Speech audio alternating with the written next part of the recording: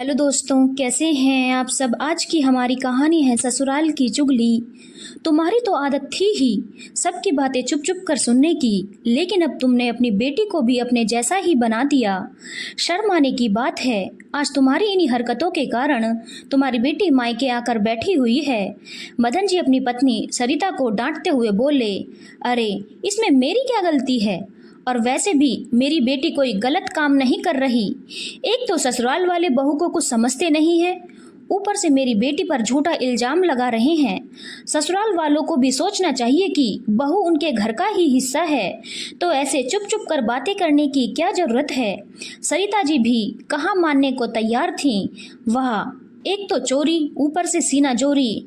बहुत अच्छी शिक्षा दे रही हो अपनी बेटी को। अरे इसकी शादी को अभी ज़्यादा नहीं, सिर्फ 3 महीने ही हुए हैं। इतने कम समय में ससुराल वाले इसके सामने घर के सारे हालात खोलकर रख देंगे क्या। और फिर ऊपर से रही सही कसर तुमने पूरी कर दी। इसने तुमको वह बातें बताई और तुमने मुंह फाड़ फाड़ कर सबको बता दिया। मदन जी ने कहा, रहने दो जी, अपनी सलाह अपने पास ही रखो, हमें नहीं सुनना। आपने तो कभी मेरी सुनी ही नहीं, और अब बेटी से भी उम्मीद करते हो कि वह भी अपने ससुराल में सुनती रहे।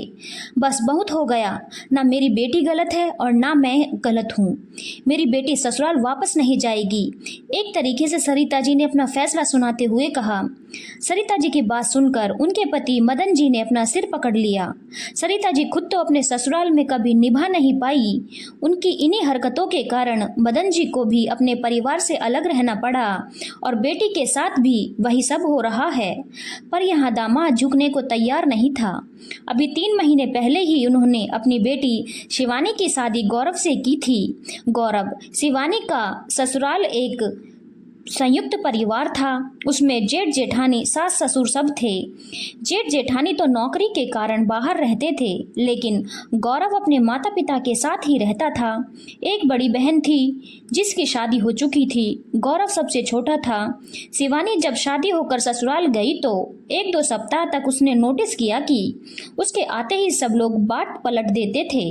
उसने जब यह बात अपनी मम्मी सरिता जी को बताई तो उसे समझाने की जगह सरिता जी बोली, तेरे आते ही सब लोग चुप हो जाते हैं, जरूर कुछ न कुछ गड़बड़ है। तेरे सामने बात नहीं करते हो तो तू भी चुप कर बात सुन लिया कर, ताकि पता तो चले आखिर ऐसे क्या बातें करते हैं। अपनी मम्मी की बात मानकर शिवानी ने भी छुप छुप कर बातें सुनना शुरू कर दिया। आखिर इस काम में तो शिवानी को भी पहले से ही महारत हासिल थी। यहाँ मायके में भी तो शिवानी अपनी दादी और पापा की बातें छुप छुप कर सुनती थी और फिर सरिता जी को आकर सब कुछ बताती थी, और फिर उसकी बातें सुनकर सरिता जी अपने पति और सास के साथ लड़ने को तैयार हो जाती थी। यही कारण था कि शिवानी के खुद के सगे भाई भाभी भी शादी के कुछ दिनों बाद ही अलग हो गए थे, और फिर अब ससुराल में फिर वापस वही हरकतें करने लगी। छुप छुप कर बातें सुनती और फिर सरिता जी को बता देती, और फिर सरिता जी अपने अनुसार उन बातों को समझाती। लेकिन सरिता जी यही नहीं रुकती, वह तो आए गए रिश्तेदारों के सामने भी वह बातें बता देती।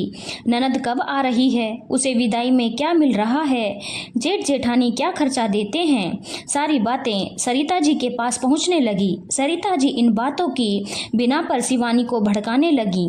लेकिन अभी 3 दिन पहले की ही बात थी। गौरव अपने मम्मी पापा के कमरे में बैठकर उनसे बातें कर रहा था, जबकि शिवानी रसोई में खाना बना रही थी।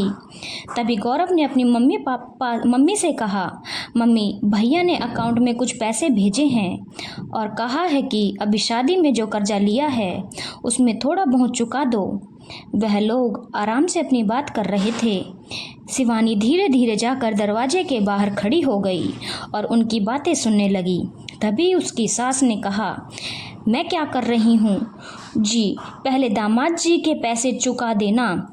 गौरव की शादी में उन्होंने पैसों का बंदोबस्त समय से कर दिया, तो हमारी भी जिम्मेदारी बनती है कि हम पहले उन्हीं का पैसा चुकता करें। तभी गौरव के पापा ने कहा, बात तो सही कह रही हो, दामाद जी ने बहुत साथ दिया है, और फिर बेटी के ससुराल का मामला है, पहले उन्हीं के पैसे चुकाते हैं। गौरव तुम एक काम करो, चेक बनाकर दामाद जी को दे दो ताकि उनके पैसे तो चुक जाएं। ठीक है पापा, मैं चेक बनाकर दे दूंगा या फिर ऑनलाइन ट्रांसफ़र कर दूंगा, जैसा जीजाजी चाहें।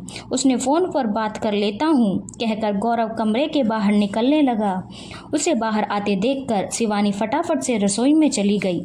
अब उसने अधूरी बात सुनी थी तो अधूरी बात ही अपनी मम्मी को बताती। शिवानी ने कुछ देर बाद सरिता जी को फ़ोन किया और यह बताया कि इन लोगों ने अपने दामाद से पैसे ले रखे हैं और उस पैसे को गौरव चुका रहा है। बस फिर क्या था, सरिता जी ने इसी बात को पकड़ लिया और शिवानी को समझाया कि वह गौरव को साफ मना कर दे कि वह यह पैसे नहीं चुकाएगा। आखिर उनकी भी गृहस्थी है, वह कब तक दूसरों के कर्ज चुकाता रहेगा। और अगर वह नहीं माने तो उससे कह देना कि वह अलग हो जाए, नहीं तो वह उसके साथ नहीं रहेगी।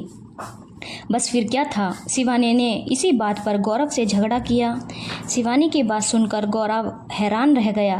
उसने उसे समझाने की भी कोशिश की थी तो भी शिवानी कुछ सुनना ही नहीं चाह रही थी। आखिरकार शिवानी ने कह दिया, या तो अलग रहो या मेरे बगैर रहो। तो गौरव ने उसे जाने को कह दिया और शिवानी उसके बाद गुस्से में मायके आ गई। आखिर कौन माता पिता अपने बेटे के घर को टूटते हुए देखे। सास ससुर जब उसे समझाने के लिए उसके मायके आए तो सरिता जी ने सारी बातें उनके सामने बोल दी। वह लोग तो खुद ही सुनकर हैरान रह गए कि उनके घर की एक एक बात आखिर उन तक पहुंची कैसे। आखिर उसके सास ससुर को भी समझ में आ गया कि शिवानी छुप छुप कर उनकी बातें सुनती है और फिर सरिता जी को बताती है। उन्होंने मदन जी से कहा, समधी जी आखिर ऐसे कैसे घर चलेगा। आपकी बेटी एक एक बातें छुप छुप कर सुन रही है और फिर आपको बता रही है। आखिर वह निराश होकर यहाँ से लौट गए। अब मदन जी ने भी इतना समझाया लेकिन दोनों माँ बेटी सुनने का नाम नहीं ले रही थी। वैसे भी ऐसे जिद्दी लोग कहाँ दूसरों की सुनते हैं। और आखिरकार अब यह हालात हो गए हैं कि इस रिश्ते का अंत होने के कगार पर है। बस अब कोर्ट की तरफ से तलाक की मोहर लगनी बाकी रह गई थी। बस एक झूठी जिद और गलत आदत के कारण एक रिश्ते का अंत हो रहा था। धन्यवाद दोस्तों, अगर आपको कहानी अच्छी लगी हो तो चैनल को लाइक, शेयर और सब्सक्राइब करना ना भूलें।